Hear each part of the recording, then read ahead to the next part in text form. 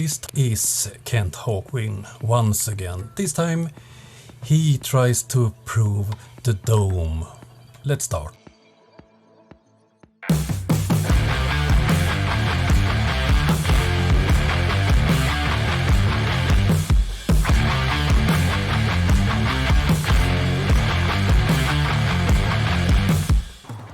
First of all, I want to thank all my patrons, members, donors and subscribers.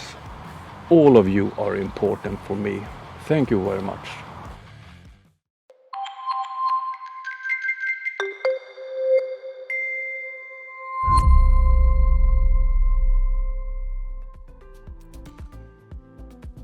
Some days ago I did release a video about Kent Hovind and I did get comments to the video. I was contacted on Discord and email. They have the right to have their opinion and Kent have his right, and also do I. According to me, Kent is not a nice person and he is a science denier, and he don't think people that don't agree with him is mentally sane. If you look at the screen now, it clearly shows what type of person he is.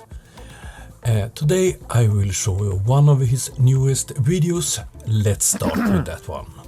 And they're going to say in verse 5 here, they are willingly ignorant of how, by the word of God, the heavens, plural heavens, were of old. There are 3 heavens mentioned in the Bible, and the earth standing out of the water and in the water.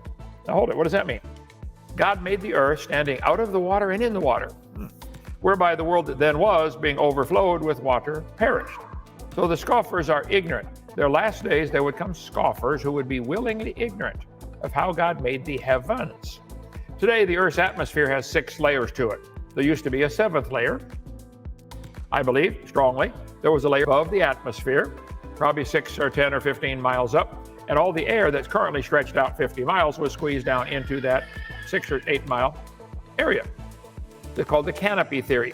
Right now, there's a heat sink up there at 6 miles and another one up at 50 miles. So I think there was a crystalline canopy of ice, a couple inches thick, maybe 3 fingers thick, 10 miles up. And do he have any evidence for this silly theory? Of course not. Okay, so the first heaven is where the birds fly. It says the birds fly in the firmament, Genesis chapter 1. This guy calls it a vapor canopy. I used his picture, but I think it was probably more like solid ice. Ice exhibits strong absorption of ultraviolet light. So a layer of ice above the atmosphere would absorb the UV light. It would increase air pressure. It would make the whole earth like a big hyperbaric chamber. Anyway, inflatable buildings are held up by simple air pressure. The roof floats on the high air pressure. A cubic foot of water weighs about 62 pounds. Ice is 10% less than water. So a 1-inch thick layer of ice would be about 5 pounds per square foot.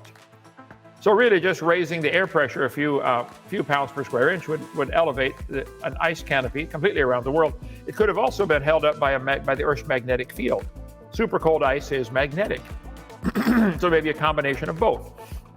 There's a frozen pumpkin floating above a magnet. So air pressure or the magnetic field couldn't be if God placed a string from the moon holding it up. Oh dear. You have no evidence for these theories, but you try to fool people that this is the explanation where the water came from at the flood. Oh dear. Yeah, super cold ice is magnetic and it'll float. So Josephus 2,000 years ago taught that when God when he created the world, he set the heaven above the universe, surrounding it with ice. This is what the Jews have taught for thousands of years. I don't know how, maybe God told Adam, I don't know, and it passed it on. Josephus here said he placed a crystalline firmament around it. The thickness was 3 fingers thick. This guy said it was 2 fingers thick. I'm sure these Jews argued and split the church and started the church of the 2 fingers and the church of the 3 fingers. Anyway, it was a flattened, solid surface. So on the second day, God put a firmament, a crystalline, stretched over the heads of the There used to be, I believe, a layer of air, 10 miles, a couple inches of ice, and then what we call outer space. That's the second heaven, where all the stars are. Apparently, at the end of all that, wherever that is, there's another crystalline canopy, and beyond that is the third heaven, where God lives. Perhaps the James Webb Space Telescope will be able to see the third heaven and God. Oh dear. This is too stupid. Yes, I know that I haven't made any calculations by my own about this ice dome.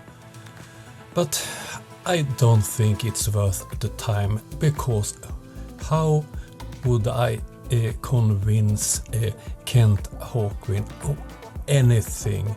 He thinks it knows it all, and he thinks you have all answers in the Bible.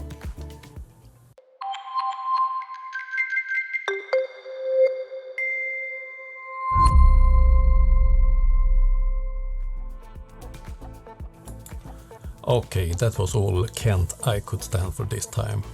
I hope you have looked at my live streams. I'm planning to live stream several days per week and with different topics. It will be a lot about filmmaking and photography, but also other subjects. I would be happy if you joined my live streams or look at them afterwards. Okay, that was all I had for you this time. If you liked the video, become a member, subscribe, or just come back when I'm showing a video. See you next time, bye.